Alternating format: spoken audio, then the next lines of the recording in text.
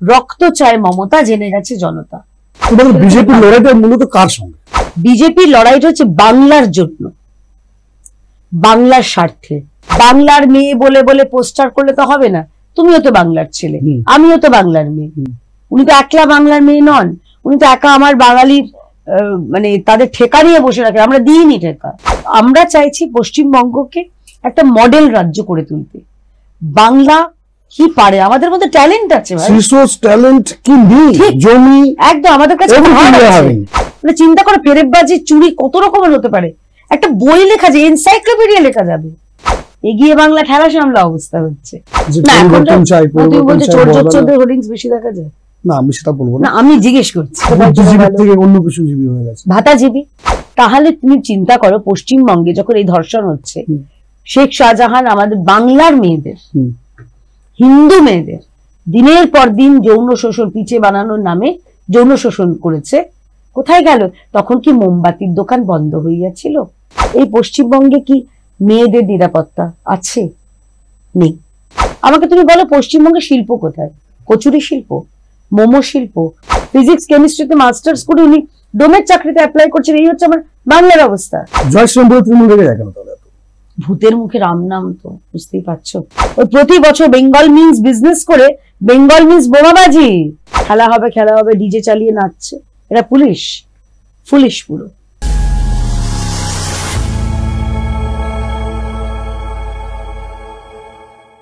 নমস্কার, আমি বিপ্লব কুমার সিনহা, আর আপনারা দেখছেন বিকে স্পট ফাইলস।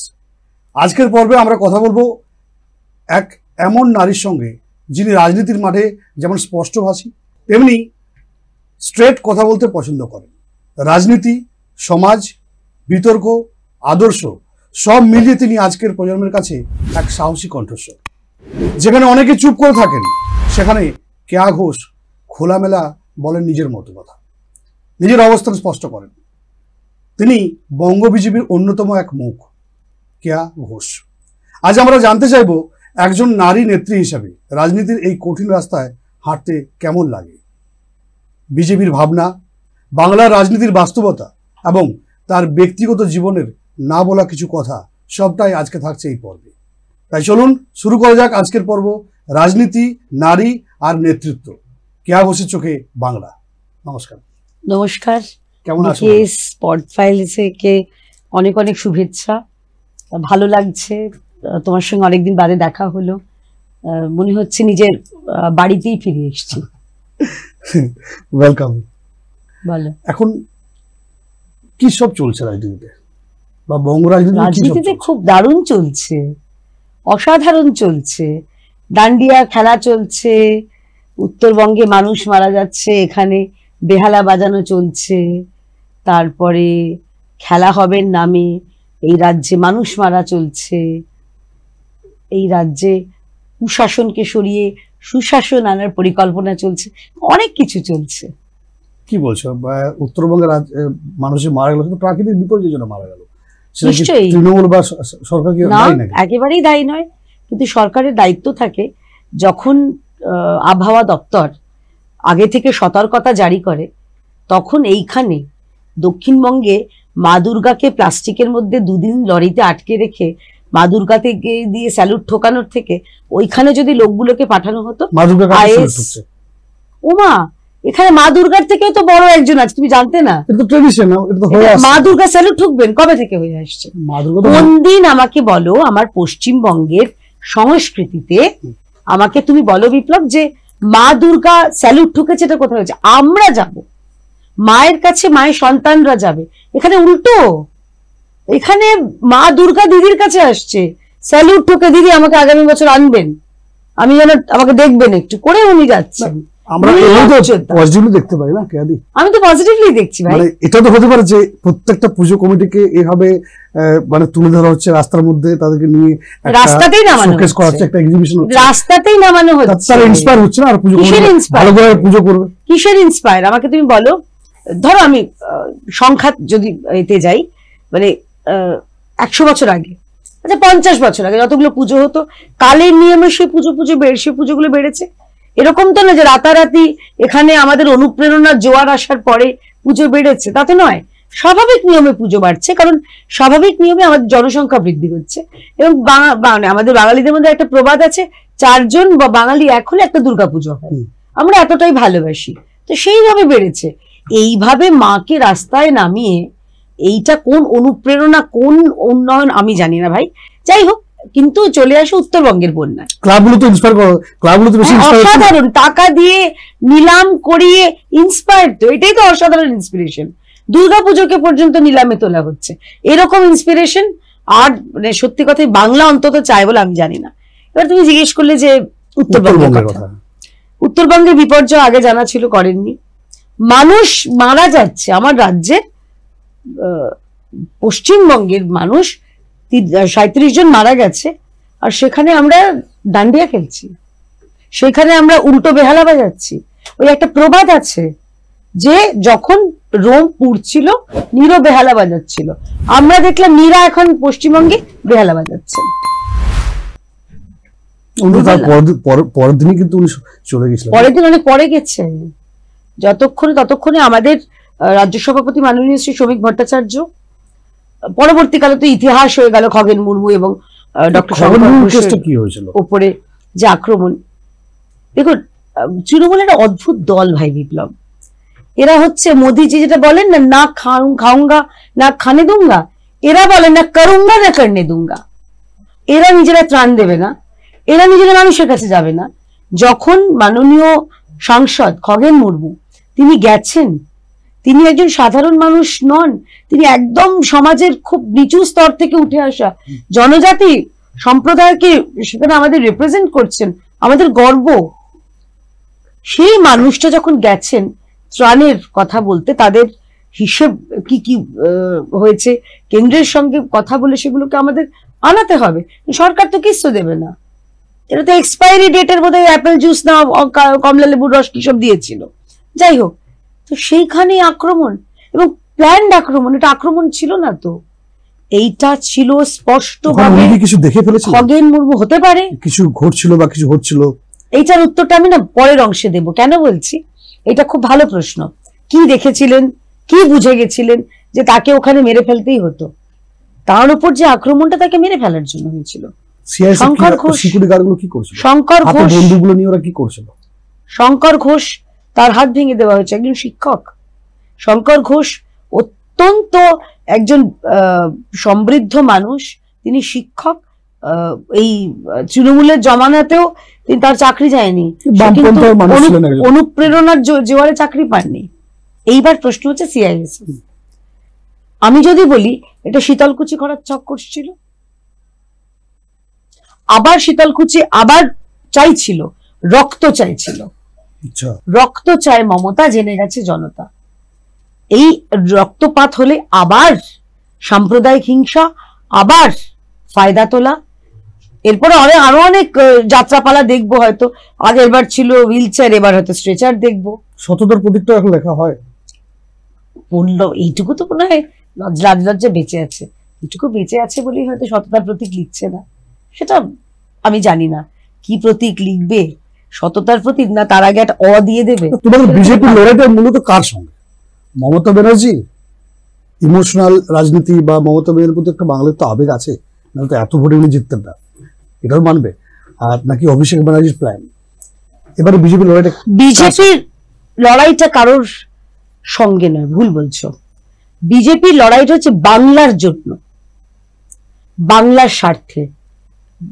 কোন ব্যক্তি, কোন রাজনৈতিক দল, তৃণমূল তো রাজনৈতিক দল নয় আমি মনে করি না, তো কোনো ব্যক্তির সঙ্গে নয়, ব্যক্তির জন্য নয়, বাংলার স্বার্থে ভারতীয় জনতা পার্টির লড়াই। কেন যদি জিজ্ঞেস করে বাংলার স্বার্থে? দেখো, নিজেকে বাংলার মেয়ে বলে বলে পোস্টার করলে তো হবে না। তুমিও তো বাংলার ছেলে, আমিও তো বাংলার মেয়ে। উনি তো একলা বাংলার মেয়ে নন, উনি তো একা আমার বাঙালির মানে তাদের ঠেকা নিয়ে বসে রাখে, আমরা দিইনি ঠেকা। আমরা চাইছি পশ্চিমবঙ্গে, আমি শুধু তাই না, আমার মনে হয় যারা দেখবেন প্রত্যেকে তাই চাইবেন। তুমি চাইবে তোমার বাড়ির ছেলেটা হায়ার স্টাডিজ এর জন্য বাইরে চলে যাবে, কারণ সে জানে পশ্চিমবঙ্গে ফিরে চাকরি নেই।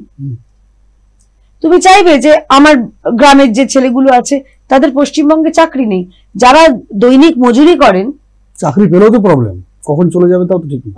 সেটা তো অবশ্যই, সরকারি চাকরি তো এখন পশ্চিমবঙ্গ সরকারের নিশ্চিন্ততা নেই যে আজ তুমি জানলে ঘুম হচ্ছে নিশ্চিন্ত তোমার চাকরি আছে, কালকে দেখলে চোররা এত চুরি করে তোমার চাকরি নেই, স্পিকটি নট হয়ে যাবে তখন। যাই হোক, তো যারা দৈনিক মজুরি করেন তাদের চলে যেতে হয় ভিন রাজ্যে, যে কোনো দক্ষিণে হতে পারে, পশ্চিম ভারতে হতে পারে, গুজরাট, এত মমতা ব্যানার্জি বলেন এত সেখানে আছে কেন?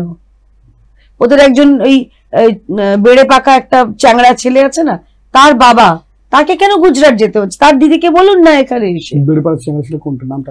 আমি বাচ্চা বাচ্চা ছেলে বলে নাম মনে থাকে না, ওই একজন আছে কি সব আসে, সে বলে তো মাঝে মধ্যে যে বাংলাতে গুজরাট হতে দেবো না, হতে ভালোই, গুজরাট হতে দিলে এরকম অপদার্থ অপগণ্ড গুলো বাংলায় থাকবে না। তো আমরা চাইছি পশ্চিমবঙ্গকে একটা মডেল রাজ্য করে তুলতে। বাংলা কি পারে, আমাদের মধ্যে ট্যালেন্ট আছে ভাই, রিসোর্স ট্যালেন্ট কি নেই, জমি একদম আমাদের কাছে একটা রাজ্য যেখানে তুমি চিন্তা করো পাহাড় আছে, যেখানে সমুদ্র আছে এবং যেখানে জঙ্গল আছে, সব রকম সমতল ভূমি আছে প্রচুর, এত সুন্দর সমৃদ্ধ রাজ্য শেষ করে দিল। এরা বাংলার কথা বলে, বাংলা আমার ছাড়কার হয়ে গেছে। বাংলার যে রিসোর্সেস, হিউম্যান রিসোর্স অর্থাৎ মানব সম্পদ নেই। এই বাংলায় তুমি কাজ করতে গেলে তোমাকে ওই রোহিঙ্গা বাংলাদেশ ওদের উপর ভরসা করতে হবে, কারণ বাংলার যারা, বাংলার যে কোনো ধর্ম, হিন্দু হতে পারেন, মুসলমান হতে পারেন, তারা থাকে না। এবং সব থেকে কষ্ট আমরা কখন জানতে পারি জানো? যখন ধরো কোনো দুর্ঘটনা, ঈশ্বরের না করুন এরকম ঘটে, কিন্তু কোনো জায়গায় দুর্ঘটনা হলো, বাংলা শ্রমিকরা মারা যায় কেন? কারণ বাংলা লোকের ওখানে গিয়ে আছে, তো কাজ করছে সব জায়গাতে। ওই 5,000 একটা কি 5,000 টাকার মনে আছে উনি একটা লোভ দিয়েছিলেন আমাকে, হিসেব করে বলো কতজন এসছেন। 5,000 টাকার যে শ্রমশ্রী, বরং আমার আপনার করের টাকার ওইটাকে সাইফন করা, দলের মধ্যে সাইফন করার শেষ ছক ছিল। ওই টাকাটা কোনো হিসেব নেই, কারা পরিযায়ী শ্রমিক, কারা, তাদের ডিটেলস কি আছে, তাদের মাপকাঠি কি, কারা নিজেদের পরিযায়ী শ্রমিক বলতে পারবেন? যে কোনো লোক নাম লিখে দিলেই তো হয়ে গেল, সেটা কোনো ভেরিফিকেশন হবে? তার যেখানে কাজ করছে তার কোনো ভেরিফিকেশন আছে? কিচ্ছু নেই, লিখে দিল বলে 40,000। আমি যদি 40,000 নামও যারা লিখেছে, যদিও খুব সম্ভবত পশ্চিমবঙ্গ থেকে প্রায় 70 লক্ষ পরিযায়ী শ্রমিক আছে, ওরা যত 22 লক্ষ বলুক, আমি তো ওদের হিসাবটা অফিশিয়ালি 22 লক্ষ, তো ইনঅফিশিয়ালি আরো বেশি। বিধানসভার যখন কোভিড ছিল, বিধানসভার ফ্লোরে দাঁড়িয়ে মন্ত্রী নিজে বলছেন আমরা এই সঠিক ফিগার জানি না। জানেন না তো হঠাৎ রাত্রিবেলা থেকে স্বপ্ন হলো, মানে এটা কি, মানে ওই দৈববাণী হলো তোমার রাজ্যে 22 লক্ষ পরিযায়ী শ্রমিক, তথ্য কোথায়? যাই হোক, আমরা এরকম অনেক কিছু খেয়ালি পোলাও বানায়। আমার বক্তব্য হচ্ছে যদি 22 লক্ষ ধরি, 22 লক্ষ 40,000% বলো, কিন্তু যেটা খুব গুরুত্বপূর্ণ, 40,000-এর মধ্যে কতজন আসল পরিযায়ী শ্রমিক পেয়েছে আর কতজন অনুপ্রাণিত দুষ্টু মিষ্টি ভাইরা পেয়েছে, সেটার হিসেব দরকার। তাই দুধ থেকে জল পরিষ্কার হয়ে যাবে। মানে চিন্তা করো, ফেরেববাজি, চুরি কত রকমের হতে পারে।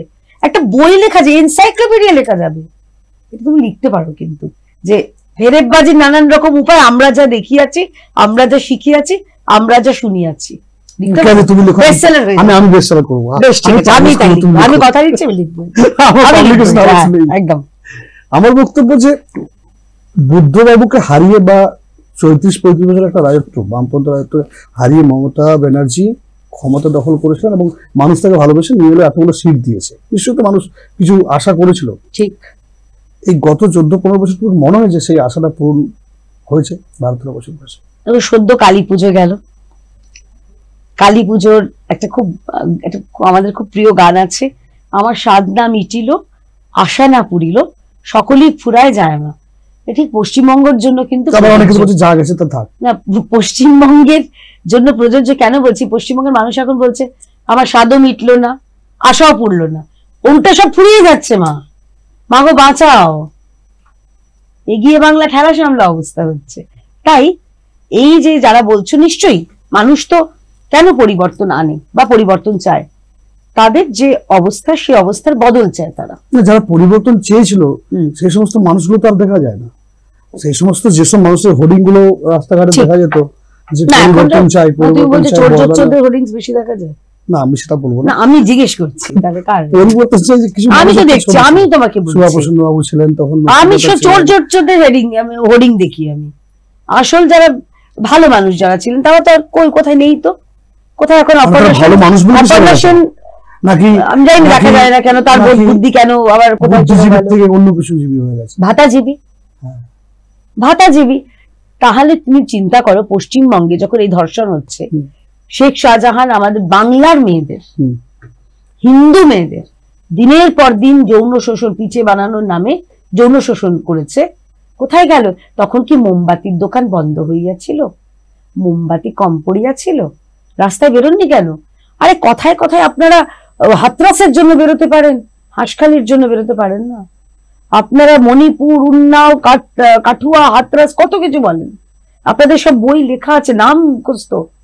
আমার পশ্চিমবঙ্গের হাঁসখালির মেয়েটা কি দোষ করেছিল ভাই? আমার অভয়া কি দোষ করেছিল? আমার এই রিসেন্ট কসবা ল কলেজের মেয়েটা, দুর্গাপুরের মেয়েটা, দুর্গাপুরের অন্য রাজ্যের হতে পারে, বাংলায় তো পড়তে এসেছিল, ভরসা করে এসেছিল, এরা কি দোষ করেছিল? উলুবেড়িয়ার সে জুনিয়র ডাক্তার কি দোষ করেছিল? আজকে গ্রেফতার হয়েছে বর্ধমান। উলুবেড়িয়ার সে জুনিয়র ডাক্তার কি দোষ করেছিল? এসএসকেএম এর নাবালিকা কি দোষ করেছে? শিলিগুড়ি সে গৃহবধূ কি দোষ করেছে? কামদুনির সে মেয়েটা কি দোষ করেছিল? এরা কি দোষ করেছিল? আসলে না, প্রবলেমটা কোথায় জানো তো? Selective outreach. আমি কিছু কিছু কথায় আমি গান্ধীজির 3 বাদলের মতন হয়ে যাব। এখানে বুড়া না, এখানে মানে আসল সচ নেই দেখুঙ্গা, সচ নেই বলুঙ্গা, সচ নেই শুনুঙ্গা, পাল্টে গেছে। এইটা হচ্ছে বর্তমানের বুদ্ধিজীবী এবং এক শ্রেণীর রাজনৈতিক বিশ্লেষক, তারাও একই জিনিস করেন, কিন্তু তাদেরও এক জিনিস তুমি দেখতে পারবে। বিজেপির যে এতবার করে চেষ্টা করছে, তারপরেও মানে ক্ষমতা দখল করতে পারছে না কেন বাংলা? মানে বারবার করে ধরুন গত 1 দশক ধরে চেষ্টা করে আসছে বিজেপি। না, এটা ভুল, এটা ভুল। প্রথম কথা, 1 দশক ধরে চেষ্টা করার জায়গায় আমরা ছিলাম না। 2014 পরে 2016 থেকে আমাদের 14তে আমরা 2জন সাংসদ পেলাম, 16তে আমরা বিধায়ক পেলাম, পরবর্তীকালে 19-এ আমরা 18 জন সাংসদ পেয়েছি। তো বলতে পারো যে ওই 16, 17, 18 পর থেকে ভারতীয় জনতা পার্টি, তার প্রতি মানুষের আস্থা পশ্চিমবঙ্গে বেড়েছে। হ্যাঁ, 21টায় নিশ্চয়ই আমাদের স্বপ্ন ছিল, সে স্বপ্নের কাছাকাছি যেতে পারিনি, কিন্তু 3 থেকে 77, তুমি যদি এই হিসেবটাও দেখো, অঙ্ক আমি খুব একটা অঙ্কে ভালো নেই, কাঁচাই আছি, তো সেটা পার্সেন্টেজ হিসেবে অনেকটা জাম্প। 77 থেকে ডবল হওয়াটা বোধহয় খুব বেশি আর এফর্ট দিতে হবে।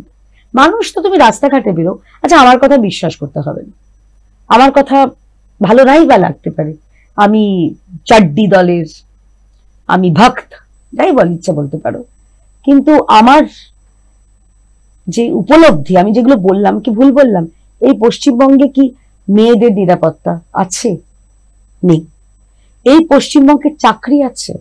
সরকারি বেসরকারি কোথাও নেই। আমার ছেলেমেয়েরা, পশ্চিমবঙ্গের ছেলেমেয়েরা ভিন রাজ্যে চলে যাচ্ছে, বেশি মাইনে, তাদের ভবিষ্যৎটা একদম। আমার এই রাজ্যে ব্যবসাদার যারা যারা ব্যবসা করেন, বড় বড় ব্যবসাদার মানে ভুলে যাও, শুধুমাত্র আমি দেখেছিলাম ওই বরিশার এক ছেলেকে, তাকে দৌড়ে স্পেনে চলে গিয়ে ব্যবসার কথা বলতে, তারপরে এখন শুনলাম পুজোতে তিনি কি গেঞ্জি জাঙ্গিয়া বিক্রি, আমি জানি না কি বিক্রি করবেন, এইসব শুনলাম। তারপরে এখন শুনছি এখন কি সব একটা মিম বেরিয়েছে, একটা দারোয়ানের ড্রেস পরে, আমি জানি না দারোয়ান না দারোগা, ওই একজনকে আমি দেখলাম, আমি জানি না তুমি কেন হাসছো, সেটা আমি দেখলাম। তো সেই জায়গায় দাঁড়িয়ে আমাকে তুমি বলো, পশ্চিমবঙ্গের শিল্প কোথায়? কচুরি শিল্প, মোমো শিল্প, চপের দোকান করতে, হ্যাঁ বলছি, আমি আসছি,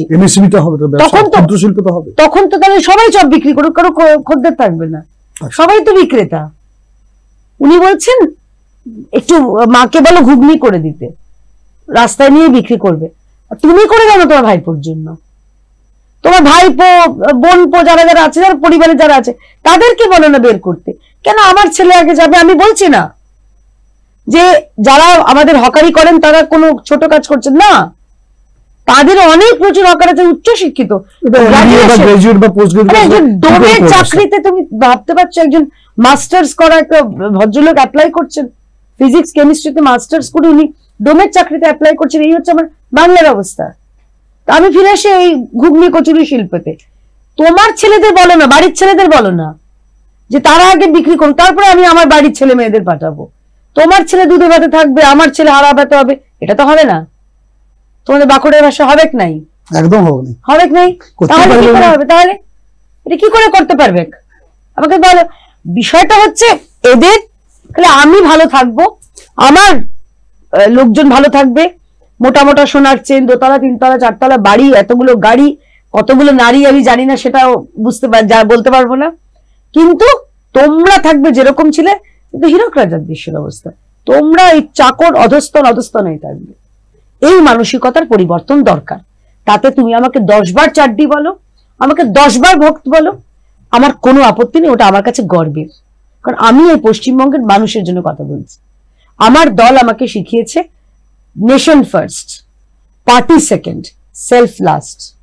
ভারতীয় জনতা পার্টির কর্মীদের কোন রকম কোনোভাবে যদি তাদের আচরণ খারাপ লাগে, তাহলে সেটা জানানো যাবে। আপনাকে দুজন এসে ধমকাবে না, চমকাবে না, কোন কাকে জানাবে দিদি?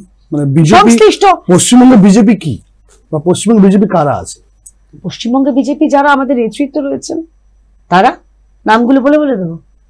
সুকান্ত মজুমদার, মাননীয় শ্রী শ্রমিক ভট্টাচার্য আমার রাজ্য সভাপতি, শ্রী ডক্টর সুকান্ত মজুমদার আমার প্রাক্তন রাজ্য সভাপতি, বর্তমান কেন্দ্রীয় প্রতিমন্ত্রী মানলাম শুভেন্দু অধিকারী। কিন্তু তৃণমূলের মতো একটা রেজিমেন্ট পার্টি এখানে অনেক, তৃণমূল রেজিমেন্টের দাদা ভাই একটু কফি খেয়ে নি তারপরে বলবো। একটা তৃণমূল বড় পার্টিতে এতগুলো বড় পার্টি, মানুষ ভোট দিচ্ছে, এত ভোট পাচ্ছে, তারা সবই কিছু করে দিচ্ছে বলছো। প্রথম কথা, তোমাকে আমার প্রশ্ন আসতে দেবে, আমি আমার প্রশ্ন আসতে দেবে, আমার প্রশ্ন করতে দাও। যে সাধারণত আমি কাউকে কথা শেষ করতে দিই না। মমতা ব্যানার্জি একদিকে, অভিষেক ব্যানার্জি একদিকে, ফিরহাদ হাকিম, সুজিত বোস, সৌগত রায়, তাবর নেতা একটা নাম, তারা তাবর। সেক্ষেত্রে শুভেন্দু অধিকারী, সুকান্ত মজুমদারের মতো, মানে এই যে ফেস ভ্যালু ডিফারেন্সটা, মানে এটাকে বিজেপি মানে নতুন কাউকে বড় কোনো ফেস পাচ্ছে না যে এই কন্টেস্টটাকে আরো বেশি স্ট্রং করার জন্য? হ্যাঁ, তুমি না যদি এরকম কোথায় সুভাষ বোস, কোথায় তক্তা বোস, কোথায় নেতাজি, কোথায় পেঁয়াজি বলে, আমি খুব রেগে যাবো। কিন্তু কেন বলছি, মানে তুমি চিন্তা করো, তুমি কার সাথে কার তুলনা করছো। আমার দল হচ্ছে বিশ্বের বৃহত্তম দল, ভারত বাদ দাও, আমাদের জাতীয় দল। তো আমার দলের জাতীয় মুখকে নরেন্দ্র মোদী, যাকে যিনি 53টা দেশে তাদের মেডেল পেয়েছেন, সম্মান পেয়েছেন, দেশের সর্বোচ্চ সম্মান পেয়েছেন। আমি আসছি, আবার পরের নেতাকে অমিত শাহ, স্বরাষ্ট্রমন্ত্রী, যাকে সবাই ডরায়, কাশ্মীর থেকে কন্যাকুমারী, 370 ধারা, একটা জগদ্দল পাথরের মতন। আমার দেশের একটা অংশকে, আমার দেশের গর্ব, আমাদের মাথার যে মুকুট, জম্মু কাশ্মীরকে আলাদা করে রেখে দিয়েছিল, একটা লোক 370কে সরিয়ে দিয়েছে। আমি শেষ করবো, আমি আমল তুলে রেখেছি, বেশ, ভেরি গুড। তারপরে তুমি জেপি নাড্ডা আছেন, বড় বড় প্রচুর আমাদের নেতা, অভাব নেই। এবার তুমি পশ্চিমবঙ্গ তো আমরা যদি একটা আমাদের অঙ্গরাজ্য, আমাদের তো আঞ্চলিক দল নয়, কালীঘাট তৃণমূল তো নয়, আমাদের ভারতীয় জনতা পার্টি, আমাদের সারা দেশে সর্বভারতীয় দল। সেখানে এত বড় বড় নাম, তুমি কি বলছো? শুভেন্দু অধিকারী জননেতা, শ্রমিক ভট্টাচার্য মানে তাত্ত্বিক নেতা, তার কথা শোনার জন্য মানে আমি ছোটবেলা থেকে অ্যাকচুয়ালি মানে ভারতীয় জনতা পার্টির প্রতি ভালোবাসা বলো, শ্রমিকদের কথা শুনে এত সুন্দর বিশ্লেষণ, সুকান্ত মজুমদার এত অধ্যাপক মানুষ, এবং শুধু তাই না, তিনি এত সুন্দর চমৎকার কথা বলেন, সবার সঙ্গে মিশে যেতে পারেন। এরা আমার নেতা নন? সেখানে তুমি কার কার নাম বলে আছে বলছি? মমতা বন্দ্যোপাধ্যায়, তুমি বললে সততার প্রতীক যিনি লেখেন না, ইস্ট জর্জিয়ার ইউনিভার্সিটির ডক্টরেট, তারপরে কি বলে ওর বাবা, ভয় লাগছে বলতে, কয়লা ভাইপো, যে যার কোম্পানি লিপস এন্ড বাউন্ড, তার কোটি কোটি টাকা, সেই টাকা ইতিমধ্যে তার অ্যাসেট গুলো ইডি করায়ত্ত করেছে, বাজেয়াপ্ত করেছে। ফিরহাদ হাকিম, আরে বাপরে বাপ, তুমি এত বড় বড় নেতার নাম বলছো, পার্থ চ্যাটার্জি বাদ দিলে কেন? জ্যোতিপ্রিয় মল্লিক বাদ দাও, পাঁচিল কৃষ্ণ সাহার নাম বলো, আরে তুমি পাঁচিল কৃষ্ণ সাহার নামটা বলো। মানে একজন বিধায়ক, চিন্তা করে কিরকম দল ভাবতে পারছো তুমি। পুলিশ যাচ্ছে, আরে ভাই পুলিশ মানে আমি তদন্তকারী সংস্থার কথা বলছি, সে যিনি দেখছে একবার ডোবায় ফেলছে, একবার পাঁচিলের ওপরে ফেলছে, মানে কতটা নির্লজ্জ হতে পারে। এবং তাকে ছেলেগুলো একজন খারাপ লোক থাকতেই পারে, হ্যাঁ একজন তো বটেই। মানে আমি, তুমি একটা বাংলায় কথা আছে যে ওই ছুঁচের, এই খড়ের গাদায় ছুঁচ, এখানে হচ্ছে ছুঁচের গাদায় খড়। আমি হেল্প করি, ঠক বাঁচতে গাউজার, তো এখানে হচ্ছে তুমি তো বলে দিলে। আমি বলছি খড়ের গাদায় ছুঁচের গাদায় একটা খড়, সেই একটা দুটো খড় এদিক ওদিক আছে, বাকি সব চুঁচ। তাহলে কেয়াদি তুমি যখন ভালো কিছু হবে তখন তুমি কিন্তু মানে সারা বিশ্বে বড় দল, বিজেপি একটা বড় দল, অমিত শাহ, নরেন্দ্র মোদী কত বড় বড় নাম করলে, আর খারাপ হলে তোমরা কেন, আমরা যখন খারাপ মানে তৃণমূল পার্টি যখন খারাপ হয় তখন যখন ওরা মানে হাতরাস বা এসব নাম করে তখন তোমরা কেন তখন অপোজ করো? না না, আমি তো অপোজ করিনি, আমি অপোজ করেছি সিলেক্টিভ আউটরিচ। ওদের একজন আছে না ওই সংসদ যে টাকা নিয়েছিল, গিফট নিয়েছিল, তার সংসদ গিরি গুছিয়ে গেছিল, সেরকম চোরকে আবার টিকিট দিয়েছে। আমার বক্তব্য এটাই, শুভেন্দু অধিকারী কি করে একদম মানে পুরো ফুল সার্টিফিকেট পেয়ে গেল বিজেপিতে যাওয়ার পর? ও তো তৃণমূলের লোক, শুভেন্দু অধিকারী তো তৃণমূলের লোক। হ্যাঁ নিশ্চয়ই তৃণমূলে ছিলেন, তার আগে বিজেপি দলের নেতা, নিশ্চয়ই কালকে অন্য পার্টির হয়ে যাবে। না এরকম হতে পারে, না না, যারা বারবার দল পরিবর্তন করছে। না আমার মনে হয় না। তাহলে তুমি বলবে হিমন্ত মমতা কি দল পরিবর্তন করেনি? হ্যাঁ কংগ্রেস, উনি এনডিএর হাত ধরে ওনার উত্থান, সেটা ভুলে যাচ্ছ? ওনার মাথার উপর অটল বিহারী বাজপেয়ী যদি হাত না থাকতো আজকে মমতা বন্দ্যোপাধ্যায় হতে পারতেন মমতা বন্দ্যোপাধ্যায় না। অটল বিহারী বাজপেয়ী আমি জানি না আজকের দিনে তিনি যদি জীবিত থাকতেন এবং সুস্থও থাকতেন বহাল তবিয়তে, উনি নিশ্চয়ই পশ্চাতাপ করতেন, প্রায়শ্চিত্ত করতেন যে এইরকম একজন মানুষকে আমি সাহায্যের হাত বাড়িয়ে দিয়েছিলাম। মানে সাহায্য তাকেই করা উচিত যার গ্রহণযোগ্যতা থাকবে। অটল বিহারী বাজপেয়ী তিনি কবি মানুষ, তিনি মানে তার উচ্চতার বলে আমার মুখে বললেও আমার মানে ধৃষ্টতা, চিনতে পারেননি উনি যে একটা দল এবং সে দলের সুপ্রিমো এত দুর্নীতিগ্রস্ত হবে, এত ফেরেববাজিতে ভরা হবে, সম্ভবত নিশ্চয়ই বুঝতে পারেনি। বুঝতে পারলে এই ভুলটা অন্তত করতে। তৃণমূলের কোথায় আমরা দুর্নীতিগ্রস্ত নই, এটা ভোটের আগে তোমরা ইডি সিবিআই বিভিন্ন রকম পাঠিয়ে দাও, বিভিন্ন রকম ফলস কেসে তাদেরকে জেলে ঢুকিয়ে দাও। টাকার পাহাড় যদি না দেয়, এক আমরা বই পড়েছিলাম চাঁদের পাহাড়, আর আমরা পশ্চিমবঙ্গে দেখলাম টাকার পাহাড়। মানে মানুষ কোজাগুড়ি কোজাগুড়ি, আরে আমি বললাম তুমি তো বলে যে ঠক বাজতে গা উজাড়। ধরো আমি তুমি ভালো করেছো, তাহলে ভালো জিনিস দেখো। ধরো ঠক বাজতে গা উজাড়, তুমি যেটা বললে, আমি তো ওই ওই শোনো না, বলছি যে একটা দল, তুমি হয়তো 5টা নেতা বলে যায় যাদের নামে কোন রকম দুর্নীতির অভিযোগ নেই, 5টা নেতা, বেশি না। এই রে সেই সেকেন্ডটা কাউন্ট করো, 1 2 3 4 5। আর আমি তোমাকে জিজ্ঞেস করলাম, মাঝে মধ্যে আমারও তো জিজ্ঞেস করতে ইচ্ছা করে, সবসময় কি উত্তর দেবো আমি? আমিও প্রশ্ন করছি, পারলে না, 10 সেকেন্ড হয়ে গেছে। কে? অমিত মিশ্র বলে কোথায় তিনি? অমিত মিত্র কোথায়? অমিত মিত্র কোথায়? Thank you. অমিত মিত্র উনি সৎ বলেই, ওনার নামে দুর্নীতি নেই বলে ওনাকে দেখতে পাওয়া যাচ্ছে না। তুমি সামনে কাদের দেখবে? এই যাদের নাম বলে, ফিরহাদ হাকিম, ভাইপো, আলু, বালু, কালু, অবি, ববি, এদেরকে তুমি দেখবে। আর দেখবে ওই অসভ্য বর্বর ধর্ষণের ইঙ্গিত দেওয়া ওই কেষ্টমণ্ডলটাকে। এরা হচ্ছে সম্পদ। আমি এই ভাষাটা আমি সাধারণত ব্যবহার করি না বিপ্লব, আমি বাধ্য হলাম, কারণ ওই বিদ্যুৎটা শুনেছিলাম। লিটন বাবু হয়তো ভুলে যেতে পারেন তার মায়ের ওপরে বা তার স্ত্রীর ওপরে কি অপমানটা হয়েছিল, তিনি চিকনি চামেলি করতে পারেন, কিন্তু তার বউকে জিজ্ঞেস করুন তো লিটন বাবু, দেব, এরা তো ভালো। লিটন বাবু আপনি আপনার বউকে জিজ্ঞেস করুন যে আপনার বউয়ের কিরকম লেগেছিল ওই কথাগুলো শুনে। আপনি ভুলে যেতে পারেন, আমিও তো বাংলার মেয়ে, আমি তো মেয়ে।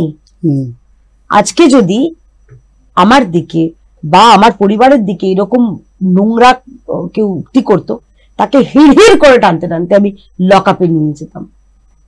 তারপরে কেস দেবে, কেস তো আমরা খাই, মিথ্যে কেস, গাঁজা কেস, এই তো এই মাথায় অক্সিজেন কম বদমাইশটাই তো বলেছিল।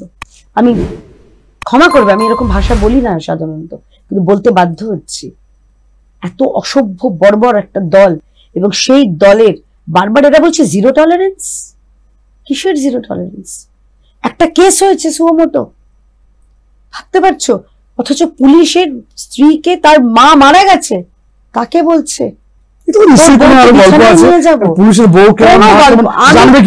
আমি কি গল্প, আমি জানি না, আমি গল্প উপন্যাস আমি জানি না। সম্পর্ক থাকলেই তাকে তুমি এই কথা বলতে পারো? ধরো ওদের খুব ভালো পারিবারিক সম্পর্ক ছিল, দুই বন্ধু হতে পারে, তাদের বন্ধুত্ব এখন নেই, কিন্তু তা বলে এই কথা বলা যায়? আমাকে তুমি এই লজিকটা আমাকে বলো। এটা কোনো ফ্যামিলি নিয়ে কথা বলা ঠিক না।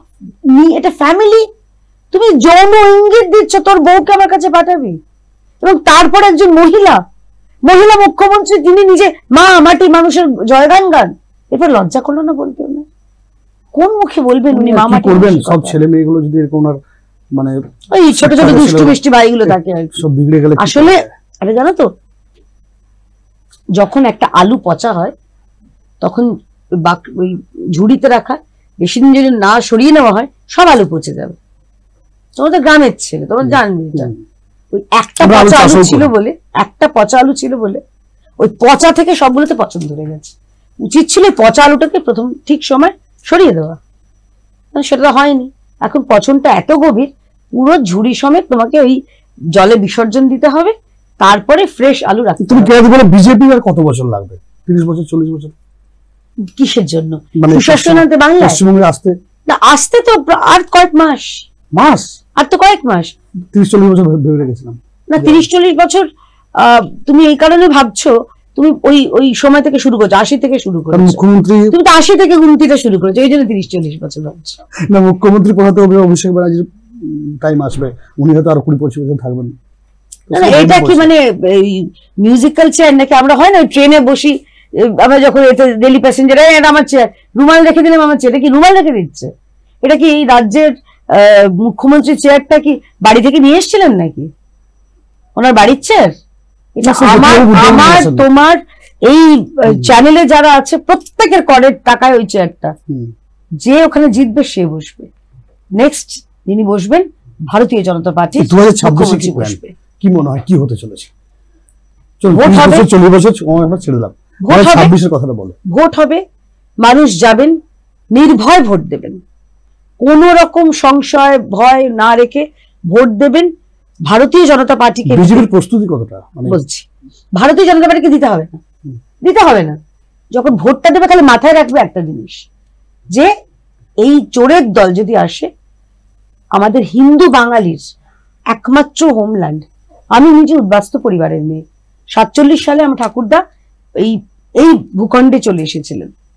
তো আমরা তো একবার এসেছি, তোমরা কিন্তু এখানকারই বাসিন্দা, তোমাদেরও ব্যাগপত্র গোছাতে হবে।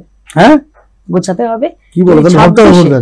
যদি 26-এ পশ্চিমবঙ্গে পরিবর্তন না আসে, তাহলে মহেশতলা হয়েছে, কালকে তোমার বাড়ি তুলসীতলা হবে। এটা হচ্ছে বাংলার ভবিষ্যৎ। ভাবতে পারছো? ওই হরগোবিন্দ দাস, চন্দন দাস, তাদেরকে মেরে দিল। তারা রাজনৈতিকভাবে আমাদের সমর্থক নাকি ছিল না, আমি জানি না সেটা কতটা সত্যি মিথ্যা, আমি ধরে নিলাম, তাও তাকে মেরে দিল শুধুমাত্র তাদের ধর্মের কারণে। সুতরাং পশ্চিমবঙ্গে যদি থাকতে হয়, ভারতীয় জনতা পার্টি, যে কোনো, আমি সমস্ত ধর্মদের বলছি। মানে অনেকে বলছে তোমরা অতিরিক্ত হিন্দুত্ববাদী বা অতিরিক্ত মানে হিন্দু রাষ্ট্র চাইছো, পুরো মুসলিম সংখ্যালঘু খুব একটা কি। একটা কথা বলি, আমি খুব গর্বিত আমার নিজের ধর্ম নিয়ে, কিন্তু তার মানে এটা নয় তো আমি অন্য ধর্মের যাকে তো অসম্মান করব। কিন্তু আমি ভেগ ধরবো না ভাই।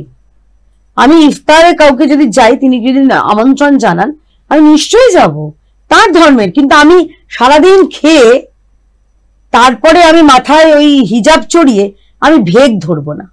আমার প্রধানমন্ত্রীও ধরেন না।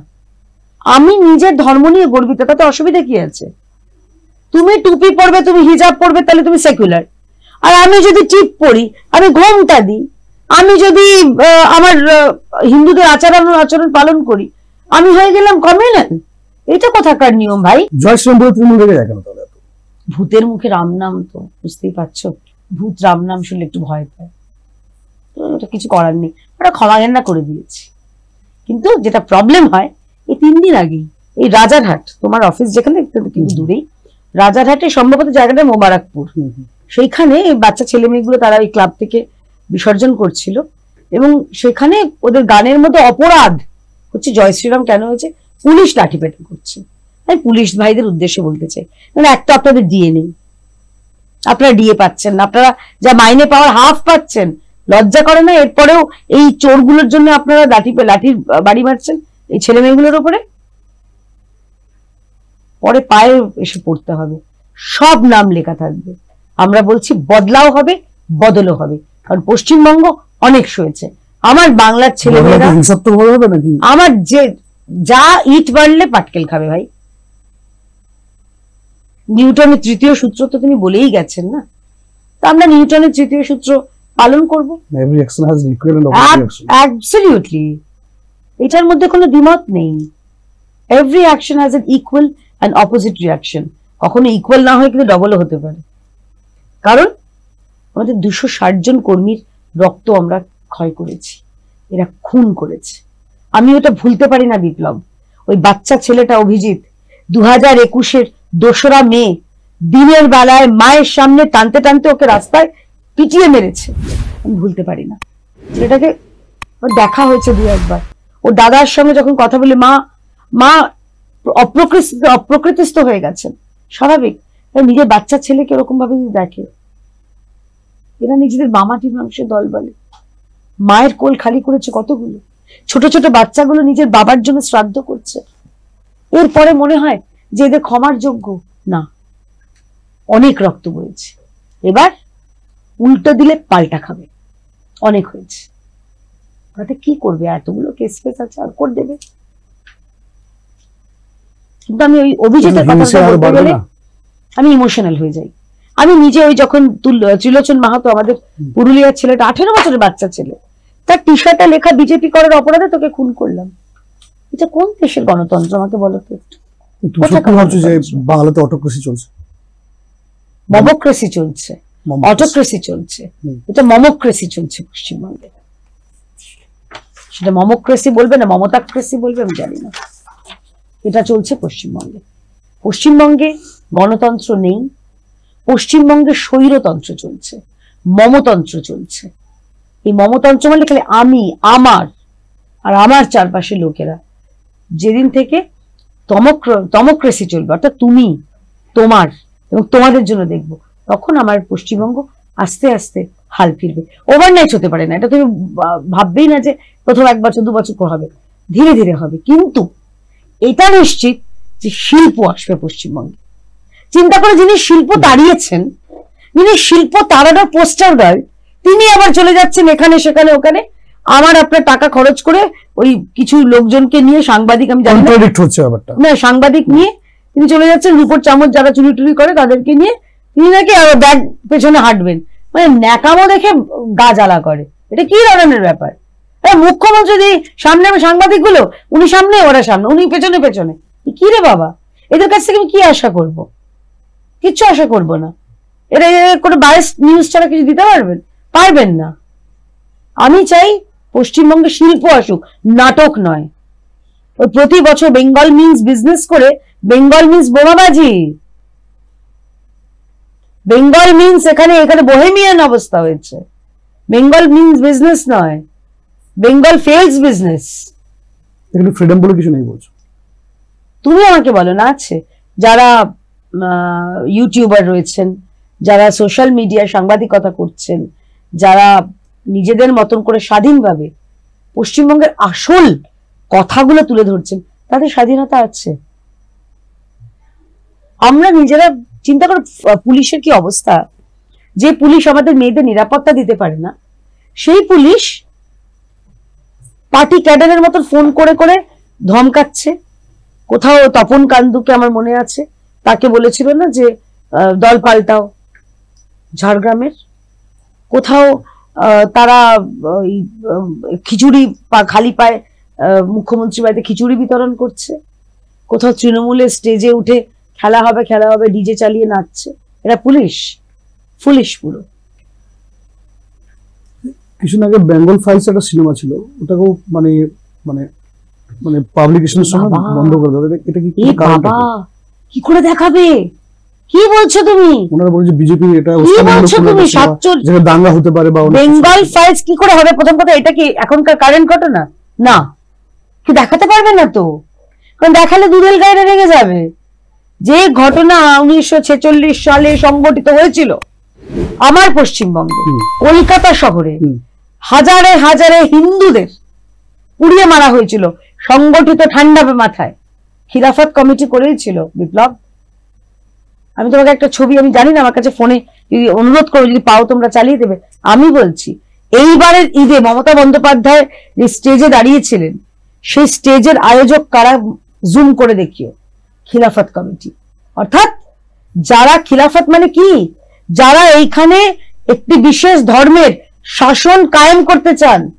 এটা কোনো রাজনীতি নয়, ওদের কাছে ধর্মযুদ্ধ। তুমি ভাবছো রাজনীতি, এদের কাছে ধর্মযুদ্ধ। রাজ্যের যিনি মন্ত্রী, কলকাতা শহরের মেয়র, তিনি বলছেন যে আমরা এখন মাইনরিটি আছে, আমরা যেদিন মেজরিটি হব উর্দু এখানে ভাষা হবে। এইটা তুমি বলবে এটা কি তাহলে গণতন্ত্র? তিনি সংবিধানের শপথ নিয়ে মন্ত্রী হয়েছেন। মুখ আর মুখোশটা আলাদা। ওমা, মুখ নেই, পুরোটাই মুখোশ, কিচ্ছু মুখ নেই। তারপরে বলেন বাংলা ভাষা আমি ভালোবাসি, বাংলা ভাষা। উনি তো উনি তো মিনি পাকিস্তানে করিয়েছিলেন। উনি বলেছিলেন আমি এই জায়গাটাকে মিনি পাকিস্তান করে দিচ্ছি। কি গর্বিত, গর্বিত পিতা মিনি পাকিস্তানে জন্ম দিয়েছেন, তার সন্তানের নাম মিনি পাকিস্তান। ভাবতে পারছো? এইগুলো সেকুলারিজম।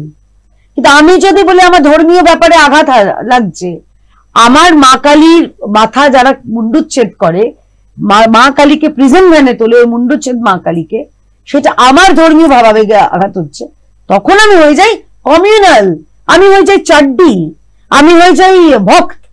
বেশ করেছি, হয়েছি। পশ্চিমবঙ্গ হিন্দু, বাঙালি হিন্দুদের শেষ আশ্রয়স্থল, এবং সেখানে তাদের জন্য লড়বো, তাদের জন্য কথা বলবো। আমার তাতে কোনো পশ্চাতাপ নেই, কোনো অনুতাপ নেই। হ্যাঁ, যারা পশ্চিমবঙ্গের মুসলমান, যারা 47 সালে দেশভাগের সময় চলে যাননি, ভারতকে তাদের নিজেদের ভূখণ্ড ভেবে আছেন, তাদেরকেও আমি সম্মান করি। আমি আমার ধর্মকে ভালোবাসি বলে তোমাকে অসম্মান করি না। আমাদের সবাইকে দরকার। পশ্চিমবঙ্গ তো এটাই আমাদের বাঙালিদের আমাদের একটা আত্মম্ভরিতা আছে, আমাদের অহংকার আছে, আমরা সবাইকে নিয়ে চলি। আমরা পশ্চিমবঙ্গে ফ্লুরিজের কেক খাই, একটা জিউদের বেকারি। আমার তুমি যে সাহসী কণ্ঠ নিয়ে এতগুলো কথা বলো, টিভিতে দেখেছি বা মিডিয়াতেও কাজ করেছে এতদিন ধরে, সেটাও আমরা জানি। কোনোভাবে লাইফ থ্রেট বা কোনো থ্রেট আসে? প্রচুর থ্রেট আসে, প্রচুর থ্রেট আসে। ডাইরেক্টলি এসে আমার বাড়িতে, ওই যখন বাংলাদেশের গন্ডগোল ছিল, আমার বাড়িতে এসে থ্রেট করে গেছে। কি হবে ভাই, একটাই তো জীবন।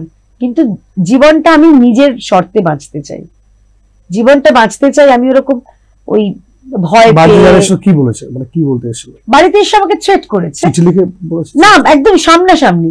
মানে আমার বাড়িতে যে স্টাফ ছিল সে খুলে, সে বুঝতে পারেনি কেউ একজন এসে, ওরকম লোকজন আসে, কোলাপসিবলটা খালি আটকানো ছিল, এসে বলছে বাংলাদেশ নিয়ে বেশি কথা বলছিস, এবং এরপরে কিন্তু বাংলাদেশে পাঠিয়ে দেবো, মুখে কথা বলছি, এরপরে আর কাজে করে দেখাবো।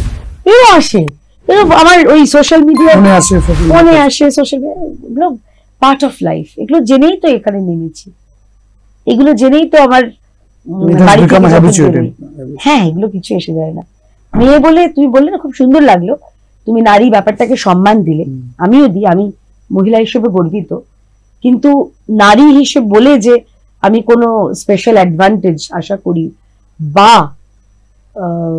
কোনো রকম ভয়, সেটা পাই না। মানে একটু সাইজ, আমার হাইটটা ছোট হতে পারে, সাহসটা কিন্তু আমার হাইটে 3 ডবল, তো সেটাতে আমি ভয়টাই পাই না। মনের জোরটা সবচেয়ে বড় বিষয়, রাখতেই হবে। পশ্চিমবঙ্গে রাজনীতি করছি এবং ভালো লাগে যখন আমার উচ্চতর নেতৃত্ব তারা ভালোবাসেন, স্নেহ করেন, সম্মান দেন, এটুকুই পাও না, আর কি চাই। উচ্চতর নেতৃত্ব বলতে মনে পড়লো একটা কথা, দিলীপ ঘোষ কোথায় আজকাল? দিলীপদা আছেন, তিনি তার মতন করে কাজ করছেন, দেখতে পাচ্ছি তার মতন কাজ করছেন। আমাদের তুমি ভালো কথা বলে, রেজিমেন্টেড পার্টি, আমাদের দলটা রেজিমেন্টেড পার্টি। আমাদের তো ওই একটা পোস্ট, বাকি সব ল্যাম্প পোস্ট নয়, আমাদের তো রেজিমেন্টেড পার্টি। তো আমাদের দল যাকে যখন যা দায়িত্ব দেবে, আজকে আমাকে দায়িত্ব দিয়েছে টেলিভিশনে বসে দলের হয়ে কথা বলার, তৃণমূলের মিথ্যেটা তুলে ধরার, বামেদের দুরাচারী যে মনোভাব এত বছর সেটা বলার, সেটা বলছি। পার্টি কালকে থেকে অন্য কোনো দায়িত্ব দিলে, যদি বলে তুমি চলে যাও মথুরাপুরে, তোমার দায়িত্ব, সেখানেই যাবো। টিকিট পেলে দাঁড়াবে? এইগুলো না, টিকিট পাবো, ওটা বাসের টিকিট, ট্রেনের টিকিট, অনেক টিকিট আমি রোজ পাই। এগুলো যেখানে বলবে।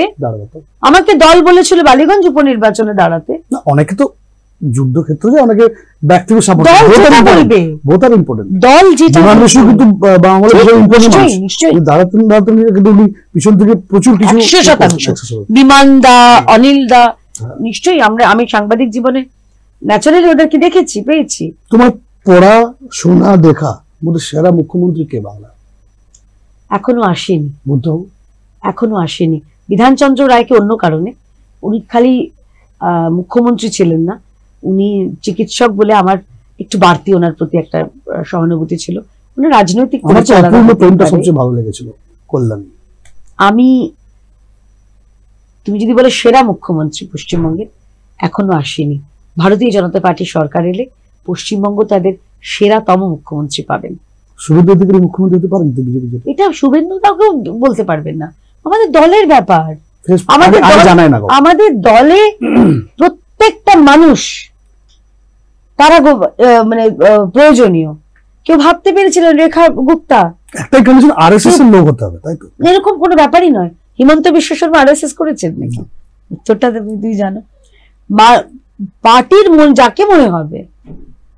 আমাদের মোহনচরণ মাঝি উড়িষ্যার সাধারণ মানুষ, শিল্প আনছেন, উনি বিভিন্ন রাজ্যে গিয়ে শিল্প আনছেন। আমাদের রাজস্থানের মুখ্যমন্ত্রী ভজনলাল, আমাদের মধ্যপ্রদেশ, তাদের কাজ দল যাকে মনে করেছে নেতৃত্ব দেবে। ভারতীয় জনতা পার্টির যে কোনো মানুষ এগুলো ম্যাটার করে না। তুমি এড়িয়ে গেলে হয়তো দিলীপ ঘোষ কোথায়?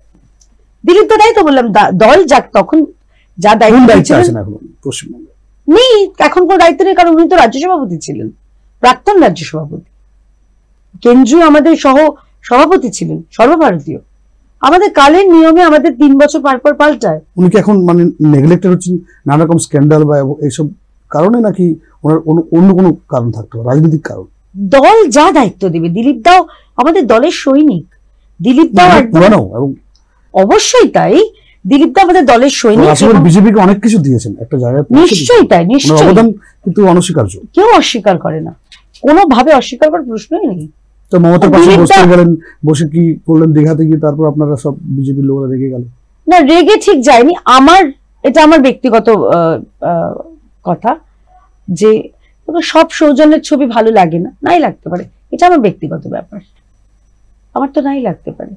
আমার মনে হয় দিলীপ রাজ্যের মুখ্যমন্ত্রী হতে পারে, এটা না সব বলছি তো, দেখা হলে কেউ কারোর সঙ্গে নিশ্চয়ই বেরিয়ে যেতে পারে না, কিন্তু আমার ভালো লাগাটা বা আমার খারাপ লাগাটা আমার ব্যক্তিগত, সেটা তো তুমি আমার কাছ থেকে কাটতে পারবে না। কিন্তু অবশ্যই দিলীপ দা আমাদের নেতা ছিলেন, আছেন, থাকবেন। অবশ্যই আমার কাছে আমার তৃণমূলের যোগ হতে পারে, সেটা তো ওনার ব্যক্তিগত চিন্তা। উনি কি চিন্তা করছেন আমি তো জানি না, আমি তো কুণাল ঘোষ নই, আমার নাম কেজি বলে আমি তো কুণাল ঘোষ নই, আমি কেয়া ঘোষ, আমি তো টিয়া পাখি করি না, তাই না? তো ভবিষ্যৎ দ্রষ্টা নই। দিলীপ দা আমার দলের, এবং যতদূর আমি দিলীপ দাকে চিনি, তিনি তার রাজনৈতিক, তার যা আদর্শ, সেটার সঙ্গে তিনি কোন রকম আপোষ করবেন না, এটা আমার বিশ্বাস। শুভেন্দু অধিকারী রিসেন্টলি একটা হাইকোর্টের রক্ষা কবচ যেটা ছিল ওয়াটসঅ্যাপ, ওটা তুলে ধরলো, এতে কতটা ব্যাকফুটে আপনাদের বিরোধী দলের নেতা? এবার বলছে বলেছে কিন্তু যে খুব সাবধানে কথা বলবেন কমেন্ট ফন্ট করার আগে, এবার কিন্তু আমরা আছি। প্রথম কথা বলি, অর্ধেক সত্য অর্ধেক মিথ্যে থেকেও আরো বিপজ্জনক। কেন বলছি? তুমি তো একটা ভালো কিটা বলতে গেছিলে। কোনটা? আমি ভালো কিটা বলতে গেছি। তুমি তো ভালো এটা বলেছো, নিজের প্রশংসাটা শুনতে চাইছো, তাই তো?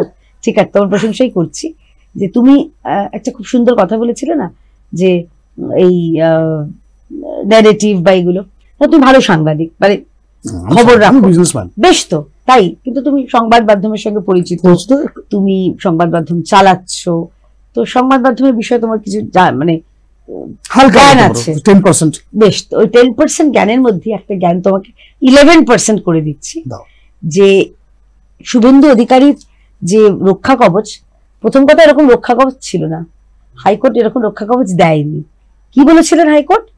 যে আদালতকে না জিজ্ঞেস করে কোন রকম এফআইআর কেস করা যাবে না, কখনো বলেননি কোনো কেস করা যাবে না, এরা ভয় করেনি। এইবার 15টা মামলা, মিথ্যে মামলা, সেটা খারিজ হয়ে গেছে। অর্থাৎ যিনি আইনজীবী ছিলেন কল্যাণ, পজিটিভ 15টা ঠাস ঠাস ঠাস ঠাস করে থাপ্পড় খেয়েছে। এটা তোকেই বলছে না কেউ। মাত্র 4টে মামলা। শুভেন্দু অধিকারী কখন বলেছেন যে আমার বিরুদ্ধে মামলা করা যাবে না, তার বিরুদ্ধে হাইকোর্টে পারমিশন নিয়ে মামলা করা যাবে? এটা যায়নি কেন?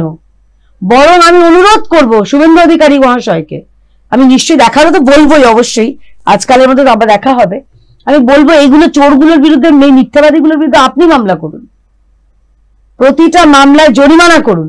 এদের অবশ্য লাভ নেই, এরা জরিমানা করে কিছু হয় না, দেখবে চামড়াটা মোটা, কানে দিয়েছি তুলো, পিঠে দিয়েছি কুলো, এদের তো তাই অবস্থা। নির্লজ্জদের তুমি কি লজ্জা পাবে? কিন্তু এদের জরিমানা করা উচিত, যে কতটা মিথ্যে মামলা এরা সাজাতে পারে। বিরোধী দলনেতাকে যদি প্রচুর প্রচুর করছে, করবে, কতদিন করবে? আর বেশি দিন নয়, আইপিসি 499 তো আর তো নয় বেশি দিন, মানে 2026 আসছো, এটা তোমরা শিওর? দেওয়াল লিখন হয়ে গেছে ভাই, 2026 দেওয়াল লিখন তো তৃণমূল ফিনিশ। বিধির বিধান বলছি আর কি, মানে বিধান দিয়ে দিচ্ছ তুমি। ভালো, আমি বিধান দিতে পারি না, আমি বললাম আমি টিয়া পাখি নিয়ে বসি না। কেয়াদি, তৃণমূল বলছে বিজেপি যে এসআইআরটা মানে ইলেকশন কমিশনকে সামনে রেখে চালু করার চেষ্টা করছে, এটা ভোটে জেতার জন্য, কারণ ওরা সাংগঠনিক লড়াই বা কোনো নীতি আদর্শ দিয়ে লড়াই করতে পারছে না বলে এরা এখন এসআইআর দিয়ে বাংলাকে ঢোকার চেষ্টা করছে। তাহলে 2005 সালে মমতা ব্যানার্জি কিসের জন্য দাবি করেছিলেন স্বচ্ছ ভোটার তালিকা? সংসদে দাঁড়িয়ে মাননীয় স্পিকারের দিকে সেই ঐতিহাসিক কাগজ করে ফেলাটা উনি কেন করেছিলেন? এমনি পশ্চিমবঙ্গে সে ফুটবল খেলবেন, ক্রিকেট খেলবেন, খেলা হবে করবেন বলে? তখন ভুলবশত হয়ে গেছে। ও আচ্ছা, তখন সেটা ভুল। আচ্ছা ঠিক আছে, ওটা ভুল। তাহলে এইটার উত্তর আমাকে তুমি উল্টে দাও। এই বছর ফেব্রুয়ারি মাসে তৃণমূলের এক প্রতিনিধি দল কেন গেছিল ইলেকশন কমিশনের কাছে ভুয়ো ভোটার বাতিল করার জন্য? যেখানে মহুয়া মৈত্র, চোর মহুয়া মৈত্র, ওমা চুরির জন্য তার সংসদ গিরি বন্ধ হয়ে গেল, তাকে বাইরে বার করা হয়ে গেল, বিতাড়িত করা হলো সংসদ থেকে ঘাড় ধাক্কা দিয়ে। নির্লজ্জ বলেই আবার ফিরে এসছে, আবার ভোটে দাঁড়িয়ে ফিরে এসছে। যে তো লজ্জা ঘেন্না ভয় তিন থাকতে নয়। যাই হোক, কিন্তু বিষয়টা হচ্ছে যে আমাকে এটা বলো যে এই মহুয়া মৈত্র, সাগরিকা ঘোষ, কল্যাণ বাবু, তারাই তো ফেব্রুয়ারি মাসে গেছিলেন। ভোটার, স্বচ্ছ ভোটার তালিকা যে কোনো মানুষের দাবি হতে পারে, তোমারও হতে পারে, কারণ তুমি কেন চাইবে? তোমার যারা পরিবারের যারা ধরো নেই আজকে, তারা কি থাকবেন? তার না জায়গায় ওই আগে ছিল পূজা খাতুন, এখানে এসে অদিতি পাত্র, তারা বছরের পর বছর, বছরের পর বছর তারা ভোট দিয়ে যাবে। ছিল নুরুল, হলো নারায়ণ। এইটাই তো পশ্চিমবঙ্গে হয়ে গেছে। সুকুমার রায়কে ফেল করে দিয়েছে এরা। সুকুমার রায় কবে কোন কালে বলেছিলেন যে ছিল বেড়াল হলো রুমাল, এরা ছিল নুরুল, হলো নারায়ণ করে দিয়েছে। আর আমি বলছি কেন, তুমি আরে ইলেকশন কমিশনের তুমি কাগজগুলোতে দেখো না, খবরগুলোতে দেখো, সেখানে তো এটা ফ্যাক্ট। তো সেই কারণেই আমরা চাইছি, আমাদের দাবি পশ্চিমবঙ্গে স্বচ্ছ ভোটার তালিকা হোক। যারা পশ্চিমবঙ্গের ভারতের ভোটার তারা থাকবেন, যারা কেন বিদেশি ভোটার আমার এখানে থাকবে, তুমি উত্তর দাও। ইন্টেনসিভ রিভিশনের মেইন উদ্দেশ্যটা কি? ইন্টেনসিভ রিভিশনের উদ্দেশ্য হচ্ছে এটা তো নরমাল প্রসেস, এটা প্রথমবার হচ্ছে না। যারা বলছে এসআইআর করে, জানতে চাই যাদের মনে হয়তো কোনো সংশয় আছে বা কনফিউশন আছে, এটা একটু ক্লিয়ার। আচ্ছা, দর্শকদের বলে দিই, স্পেশাল ইন্টেনসিভ রিভিশন এটা প্রথম কোনো প্রসেস নয়। গত 2002 সালে হয়েছে, তখন পশ্চিমবঙ্গ থেকে 28 লক্ষ মানুষের নাম বাদ গেছিল। কোন 28 লক্ষ? যারা মারা গেছেন, যারা পশ্চিমবঙ্গ ছেড়ে গেছেন, এরকম বহু মানুষ বাদ গেছিল। 2002 থেকে 2025 প্রায় 23 বছর পেরিয়ে গেছে, প্রেক্ষিতটা পাল্টে গেছে। এখানে মৃত ভোটার, এখানে যারা পশ্চিমবঙ্গ থেকে চলে গেছেন তাদের ছাড়া তৃতীয় এক শ্রেণীর ভোটারের উৎপত্তি ঘটেছে বা উৎপাদ ঘটেছে, ভুয়ো ভোটার। মোহাম্মদ সাদ রাডি, অনুপ্রবেশকারী, একদম শেখ সাদ রাডি, সে অনুপ্রবেশকারী না, সে সন্ত্রাসবাদী। সে সন্ত্রাসবাদী আমার পশ্চিমবঙ্গের একটা নয়, দুটো বিধানসভা কেন্দ্র ভোটার। সৌজন্যে মা মাটি মানুষ, সৌজন্যে উন্নয়নের জোয়ার। লাভলি খাতুন, মালদার, সম্ভবত হরিশ্চন্দ্রপুরের কোন একটা পঞ্চায়েতে তিনি পঞ্চায়েত সমিতির সদস্য বা প্রধান। তিনি কে? তিনি অনুপ্রবেশকারী। তিনি আমার দেশে এসে, তিনি বাংলাদেশি নাগরিক, তার হৃদয়ে বাংলাদেশ থাকবে না ভারত থাকবে? এটার উত্তর দাও। আমার দেশে কেন বাইরে থেকে বিদেশের লোকেরা আমার দেশের ভোটারের এরা কি কাদের জন্য বাঁচবে? এরা এদের যে মনোনীত বা নির্বাচিত প্রার্থী সে কি আমার ভারতের কথা বলবে? আমার ভারতের লোকের কথা বলবে? বলবে না তো। যে 11টা পয়েন্ট দেওয়া হয়েছে, যে 11টা পয়েন্টের মধ্যে যদি থাকে তাহলে তাকে নথিভুক্ত করা হবে। ঠিক, এগুলো বানিয়ে যায়। ওরে বাবা, লোকাল অফিশিয়াল বলছে, লোকাল কাউন্সিলর শুরু হয়ে গেছে, লোকাল শিল্প হয়ে গেছে, শুরু হয়ে গেছে। লোকাল কাউন্সিলর সার্টিফিকেট দিলে তিনি ভোটার কার্ড পেয়ে যাবেন। শিল্প শুরু হয়ে গেছে। না না না না না না, অত সহজ না। লোকাল কাউন্সিলর দিলে হবে না, ব্যাপারটা অত সহজ না। তৃণমূল তো এখন মানে কি বলবো, এখন তো ওই ইট চুরি, বালি চুরি, শিল্প এই যেগুলো হয় আর রাস্তা চুরি, এইগুলো চুরি করছে। হ্যাঁ, বিএলও গুলোকে যারা করছেন ধমকি দিচ্ছেন, মনে রাখতে হবে। আমি বিএলওদের দাদাদের উদ্দেশ্যে, দিদিদের উদ্দেশ্যে 30 সেকেন্ড কথা বলতে চাই। আপনাদের চাকরিটা কিন্তু মমতা ব্যানার্জি করে দেননি। আপনারা নিজেদের যোগ্যতা, নিজেদের শিক্ষাগত যোগ্যতায় আপনারা চাকরি পেয়েছেন। একটা চোর দল, একটা মিথ্যাবাদী দুর্নীতিগ্রস্ত সরকার এবং দলের জন্য আপনারা চাকরিটা কেন খোয়াবেন? আপনাদের চাকরিতে সার্ভিস বুকে কেন লাল দাগ করবেন? কারণ নির্বাচন কমিশন কিন্তু ছেড়ে দেবে না। আমরাও রাজনৈতিক দল হিসেবে আমরাও কিন্তু দেখব যে কোনো বিএলও যদি তারা এরকম অনুপ্রেরণামূলক কাজ করেন, তাদের বিরুদ্ধে আমরা ব্যক্তিগতভাবে নির্বাচন কমিশনের কাছে আমরা নালিশ জানাবো। আপনাদের জেল হবে, আপনার পরিবারে, আপনার পরবর্তীকালে আপনার যে রিটায়ারমেন্টের পরে যে পেনশন সেটা আটকে যাবে। আপনার ছেলে মেয়েগুলোকে রাস্তা লোকে বলবে দেখ চোরের ছেলে মেয়ে, ভালো লাগবে শুনতে। তাই নিরপেক্ষভাবে কাজ করুন। মনে রাখবেন, বিহারে কিন্তু সদ্য স্যার, সেটা আমাদের সরকার, 66 জন ইতিমধ্যেই জেল খাটছে। 65 লক্ষ ভোট হয়েছে। হ্যাঁ, 65 লক্ষ মানুষ বাদ গেছে, একটা অ্যাপিল হয়নি। অর্থাৎ it can make a big difference. আমি ডিফারেন্সের কথা ভুলে যাচ্ছি। এই যে যারা, ধরো এটা খুব ভালো একটা ভালো পয়েন্ট তুমি বার করেছো বিপ্লব। এই যে যারা বলছে গেল গেল গেল গেল, চিন্তা করে দেখো যারা টিভিতে রোজ এসে বসে, টিভি কংগ্রেস, তৃণমূল কংগ্রেস, দুই ভাই এবং তার ওই আরেকটা ওই কি বলবো জারদ সন্তান বামেরা, ইন্ডি জোট। তো ইন্ডি না পিন্ডি জোট হয়ে গেছে। ওটা কোথায় ইন্ডি আছে, জোট পিন্ডি হয়ে গেছে।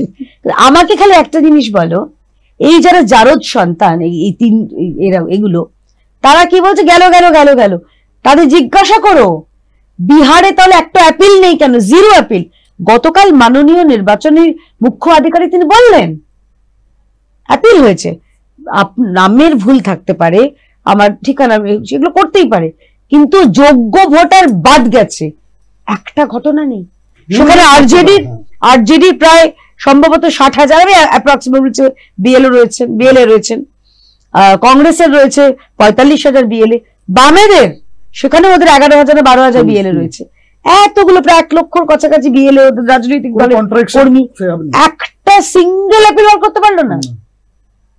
এরা হচ্ছে মুখোশ বলছিল না, এরা মুখে একরকম, মুখোশ একরকম, টিভিতে এসে বড় বড় বাতেলা মিথ্যা কথা, কিন্তু রিয়ালিটিতে, গ্রাউন্ড রিয়ালিটিতে বলছি, একটা প্রমাণ করতে পারলো না।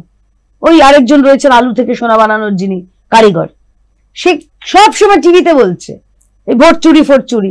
মানে আমাকে একটা জিনিস বলে তুমি জিজ্ঞেস করেন, আমি তা বলে দিতে চাই, কোন চোর হবে বলো তো যে কম করবে? আমাদের 303 থেকে আমাদের নেমে এসে 240-এ, কোন চোর? যদি চুরি করতে ভালো করে করতাম তো। পশ্চিমবঙ্গে 18 থেকে 12তে নেমে এসছি তো, কোন চোর করবে? আসলে ওই বারবারে কি বলবো, ওই বিদেশ সবসময় মাথায়, কোথায় কলম্বিয়া, কোথায় ব্যাংকক, কোথায় থাইল্যান্ড, এগুলো মাথায় থাকলে আসলে কাজ করে না তো। কিন্তু যাই হোক, আমি খুব খুশি হয়েছি। হাতে গ্লাসও দেখা যায়, গ্লাসটা সে ভালোই তো, সত্য আছে কিনা দেখো, এই তো গ্লাস, খাও খাও বুধ হয়ে ডুবে যাও, ওনার দিদিও বলছেন, উনিও বলছেন, ঠিকই আছে, অসুবিধা নেই। বিহারের ভোটটাকে দিদি কেদি তুমি কিভাবে দেখছো, এবং মোদী, প্রধানমন্ত্রী মোদীজির কাছে বিহারের ভোটটা কতটা ইম্পর্টেন্স আমরাও জানি, তুমিও জানো, সবাই জানে, তো দেশবাসী জানে বিহারটা কতটা ইম্পর্টেন্ট মোদীর কাছে। তো বিহারের ভোটটা এবারে কিরকম দেখছো, কি হতে চলেছে? মানে তেজস্বী যাদব থেকে শুরু করে এরা কতটা, কংগ্রেস রাহুল গান্ধী কতটা এবারে বিজেপিকে ভোগাতে পারে? যে দলে একজন সার্টিফাইড, যে দলের নেতা সার্টিফাইড চোর, মানে মানুষের খাবার তো বাদ দাও, গবাদি পশু, আমাদের গরুর খাবার যে চুরি করেছে, চোর সার্টিফাইড, কোর্টে প্রমাণিত। আমি সব কনভিক্টেড জানি না, আমি সার্টিফাইড চোর বলছি, চোরের সার্টিফিকেটে স্বর্ণাক্ষরে লেখা আছে চলবে না। সেই চোর, হবে না, সেই চোরের ছেলে সে বলছে সুশাসন আনবে।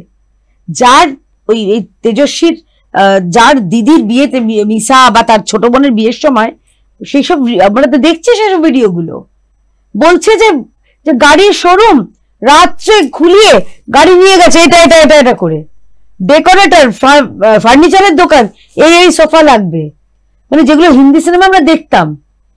সেই দল বলছে সুশাসন আনবে। সুশাসন ওখানে ভারতীয় জনতা পার্টি তথা এনডিএ সরকারই দিয়েছে এবং দেবে। কতটা কন্টেস্টেন্ট, কতটা ইম্প্যাক্ট করবে আমি আমি আমার নিজের দলের স্ট্রেংথটা বলতে পারি। এবং দেখো এটা খুব লাইটার নোটে বলছি, এটা খুব সিরিয়াসলি, এটা আমার ব্যক্তিগত আমি গতকাল একটা জায়গায় দেখলাম রাহুল গান্ধী নেমে গেছেন বিহারের নির্বাচনে। আমি কেন জানি না বিজেপি কর্মীরা খুব খুশি হয়ে গেছেন।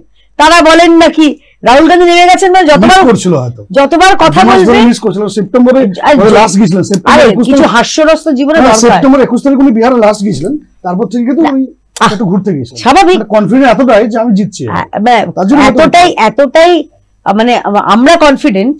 রাহুল গান্ধী আসার পরে আমাদের কনফিডেন্স বেড়ে গেছে। উল্টোটা হতে পারে না, রাহুল গান্ধী বেশি কনফিডেন্ট, উনি ভালো ঘুরতে চলে গেলেন। বলছি তো part time politician, full time আমি কি বলবো বিশ্ব প্রেমিক বলবো না ভ্রমিক বলবো আমি জানি না, ঘুরছেন। ভালো তো, ঘোরাটোরা শরীরের জন্য ভালো, ওখানে থাকতে পারেন, কি দরকার কষ্ট করে মাঝে মাঝে পার্ট টাইম পলিটিশিয়ান হওয়ার, আমি জানি না।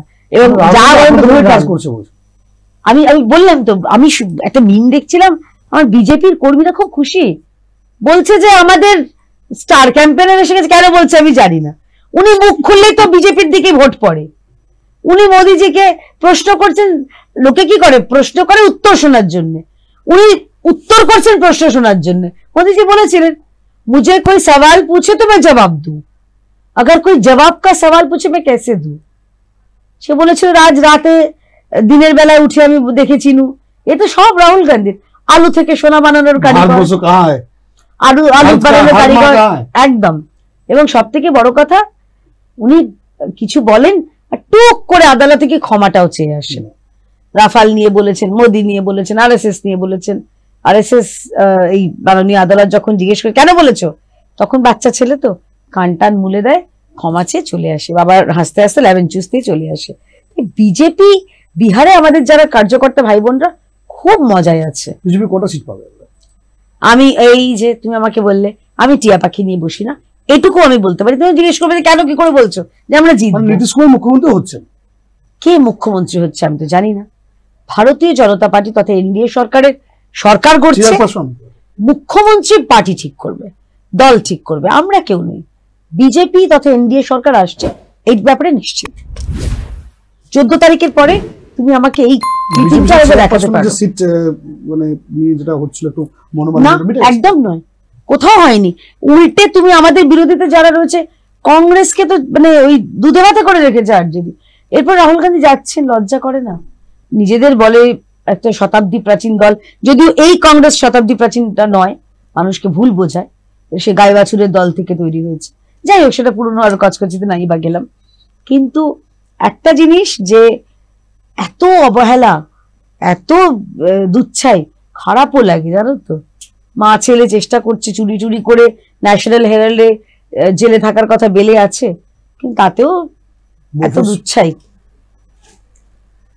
মোদিজি, বিজেপি এখন সত্যি একটা পপুলার দল, কিন্তু মোদিজি ছাড়া বিজেপি কি চলবে আগামী দিনে বলে মনে হয়? বা মোদিজির গুরুত্ব কতটা? তাই তোমরা এই 70-75 কি একটা তোমাদের আরএসএস এর একটা ইয়ে থাকে যে এত বছর বয়সের পর সব ছেড়ে দিতে হয়, আমরা শুনছিলাম, তো উনি ছাড়লেন না, ওনাকে রেখে দেওয়া হলো, বাকিরা তো সব ছেড়ে দিচ্ছে। মোদিজি সম্পর্কে বলার আমি জানি না, তোমার পুরো পডকাস্ট শেষ হয়ে যাবে। ধৃষ্টতা নয়, মানে উনি শুধুমাত্র আমার দলের সর্বোচ্চ নেতা নন, উনি এমন একটা মানুষ না বিপ্লব, মানে ওনার সঙ্গে যে 2-3 বার কথা বলার সৌভাগ্য হয়েছে, সারা জীবন আর কিছু যদি নাও পাই আর কিচ্ছু লাগবে না। একটা মানুষ, আমি ইমোশনাল হয়ে যাচ্ছি, এই একটা বিষয় খুব ইমোশনাল হয়ে যাই। একটা মানুষ, তার নিজস্ব কিচ্ছু নেই জীবন। তিনি যখন গুজরাট থেকে মুখ্যমন্ত্রিত্ব ছেড়ে এসেছিলেন, এটাকেও ভেরিফাই করে নিতে পারেন। ওনার সঙ্গে এসেছিল 2-3 ট্রাঙ্ক বই আর জামা কাপড়। উনি ছবি এঁকে দল চালান না, উনি হাওয়াই চটি পরে নিজেকে সততার প্রতিমূর্তি দেখান না, উনি রোজগার করেন দেশের প্রধানমন্ত্রী হিসেবে, উনি সেই টাকাটা নেন, এই ভণ্ড রাজনীতি করেন না। উনি কিছু না হলেও ওনার আগে পেছে কিছু নেই। আমাকে দেখাতে পারবে মোদিজির যারা পরিবারের সদস্য এক্স্যাক্টলি ওদের পরিবারের সদস্য দেখাতে পারবে একজন এর জন্য ভাই ভাইপো ভাগ্নে এর কারোর জন্য কিছু করেছেন না। উনি হচ্ছেন ওনার একমাত্র এবং একমাত্র চিন্তা। ওনার যারা অফিসিয়াল আছে, যারা ধরো আমাদের কেন্দ্রের যারা ডিপার্টমেন্টে মিডিয়া বা বিভিন্ন তাদের সঙ্গে যারা, ওরা তো খুব ক্লোজ ইন্টারাক্ট করে, আমাকে জানতে ইচ্ছা করে, জানি আমি জিজ্ঞেস করি 4 ঘন্টা ঘুমোন মানুষটা, মাত্র 4 ঘন্টা। মানে ওনার যা ফিটনেস, আমার ফিটনেসকে 10 গোল দিয়ে দেবেন। উনি এত স্বল্পাহারী এবং ওনার কাছে একটাই, ভারত আবার জগত সভায় শ্রেষ্ঠ আসন হবে। ওনার কাছে একটাই স্বপ্ন যে ভারত, যে ভারত হৃত গৌরব পুনরুদ্ধারের জন্য যা করার করবেন। এবং আমি নরেন্দ্র মোদীর একজন সৈনিক হিসেবে, ভারতীয় হিসেবে, একজন জাতীয়তাবাদী হিসেবে আমিও বলতে চাই যে আপনি এগিয়ে চলুন, সারা দেশ আপনার সঙ্গে আছে। ভুলে যান কিছু মাওবাদী, কিছু বিচ্ছিন্নতাবাদী, কিছু গরু চোর, কয়লা চোর, চাকরি চোর, সোনা চোর, বালি চোর, কিছু স্বাধীনতা সংগ্রামীদের টাকা চোর, এদের ধর্তব্যের মধ্যে আনবেন না। মানুষ এদের ফেরত চায় না, মানুষ আপনাকে চায়। ভাবতে পারছো আগে ভারতকে দুধে ভাতে করে দেখা হতো, রিলগুলো তো দেখেছি আমরা, তখন ভারতকে ও ইন্ডিয়া ঠিক আছে, এখন ইন্ডিয়া মোদি এমনি এমনি তাবড় তাবড় বিশ্ব নেতা, তাকে দেখে এগিয়ে আসেন। আমরা রাজ্য নিয়ে কথা বললাম, বিহার নিয়ে কথা বললাম, দেশের নিয়ে কথা বললাম, একটু বাইরে যাব, দেশের বাইরে যে মোদিজির আগেও কিন্তু বাংলাদেশ, শ্রীলঙ্কা, নেপাল, ভুটান, মালদ্বীপ একটা সুসম্পর্ক বজায় ছিল। এখন এই সম্পর্কগুলো এত খারাপের দিকে হচ্ছে কেন? এটা ডিপ স্টেটের কারণে, একদম ডিপ স্টেট। যে ডিপ স্টেট করছে, যে ডিপ স্টেট নিজে বলেছে আমি ভারতকে ডিস্টেবিলাইজ করতে চাই, যে ডিপ স্টেট, যে জর্জ সোরস, তার বিরুদ্ধে অভিযোগ না প্রমাণিত অভিযোগ, সে একবার সিঙ্গাপুর সরকারকে আর একবার সম্ভবত ফ্রান্স, সেই সরকারকে ডিস্টেবিলাইজ করেছে। তো সে তো ভারতকে করতে চায়, কারণ এরা ভারতকে টুকরো টুকরো করতে চায়, এরা টুকরে টুকরে গ্যাংয়ের অংশ। আপনি চিন্তা করুন তো, রাহুল গান্ধীর মুখে যা কথা, নিজের, সে তো দেশের একজন সাংসদ, বিরোধী দলের নেতা, বাইরে গিয়ে বলছে ইন্ডিয়ান ইকোনমি ইজ ডেড। না না, বলছে Indian economy is dead economy. ভাবতে পারছেন দিওয়ালির দিনে, ধনতেরাস, এখন তো আমরা বাঙালিরাও কিনি, আমরা বাঙালিরা ভাই সব দিকে আমরা আছি, আমরা মানে ঝোলেও আছি, অম্বলেও আছি, সব কিছু আছে, ভালো এটা আমাদের। ধনতেরাসের দিনে সারা দেশে এত গয়না কেনা হয়েছে, রূপোর রিজার্ভ নেই, মানে রূপোর সব মানুষের কাছে চলে গেছে। এটা কত গর্বের বিষয়। এটা বোধহয় রাহুল গান্ধীকেই চড় মেরেছেন ভারতবাসীরা, যে তুই বলেছিলি ডেড ইকোনমি, দেখ আমাদের ক্ষমতা। Don't under estimate the power of common man. সাধারণ মানুষই আমাদের দেশ, তাদের ভবিষ্যৎ নির্ধারণ করেন। আরে মোদিজি কেবল দরকার নেই, আমরা যারা আছি 140 কোটি ভারতীয়, এই 10-20 কোটি এগুলোকে বাদ দিলাম, নরেন্দ্র সারেন্ডার।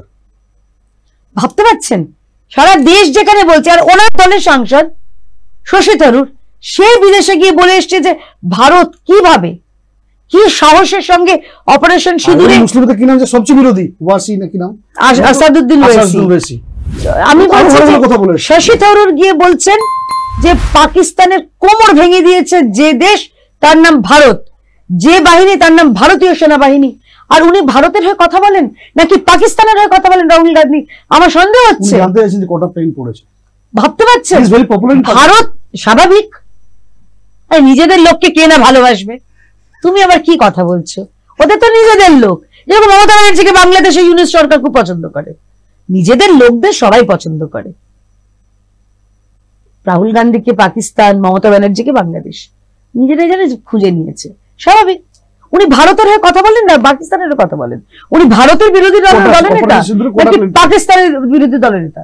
সেদিন তো বলে দিয়েছেন আমাদের যিনি chief of army staff, chief of staff বলে দিয়েছেন ভারতের যে আমাদের ক্যাজুয়ালিটি, আমাদের যে ক্ষতি শূন্য। আরে দেখাক না, ওরা এত তো ওদের কাছে এখন তো ডিজিটাল জমানা, স্যাটেলাইট স্যাটেলাইট, ছবি কোথায়, 6টা কেন 7টা বলতে পারে, ছবি দেখাও।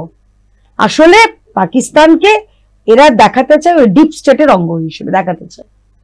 পাকিস্তানকে এরা সোরস, রাহুল গান্ধী বা ওই ইলহান ওমর এদের যে যারা ওই চালা চামুন্ডা গুলো রয়েছে, তাদের যে তাদের মাধ্যমে এরা দেশের মধ্যে আমাদের বক্তব্য একটাই, যে যখনই কোনো ভোট আসে তখনই মোদিজি এরকম কোন একটা যুদ্ধ ব্যাপার, একটা ইমোশনাল সুরসুরানি ক্রিয়েট করেন এবং তার জন্য ভোটে জেতার জন্য। তাহলে 26-11টা কেন হয়েছিল পশ্চিম ভারতবর্ষে? সোনিয়া গান্ধী করিয়েছিলেন? সোনিয়া গান্ধী করান? আমি জিজ্ঞেস করছি এটা। না তুমি বলো, আমি তো তোমাকে জিজ্ঞেস করছি। না আমি তো তোমাকে জিজ্ঞেস করছি, কারণ যদি রাহুল গান্ধী বলে থাকে আমি জিজ্ঞেস করছি। 26-11 সময় তো কি হয়েছিল যখন পার্লামেন্ট অ্যাটাক, তখন কি হয়েছিল? পার্লামেন্ট অ্যাটাক সম্ভবত বাজপেয়ী সরকার ছিল, খুব ভুল না করলে। যখন ওই যে বাড়িটার মধ্যে যেটা সোনিয়া গান্ধী কেঁদেছিলেন সন্ত্রাসবাদীদের খুন করে দেওয়া হয়েছে বলে,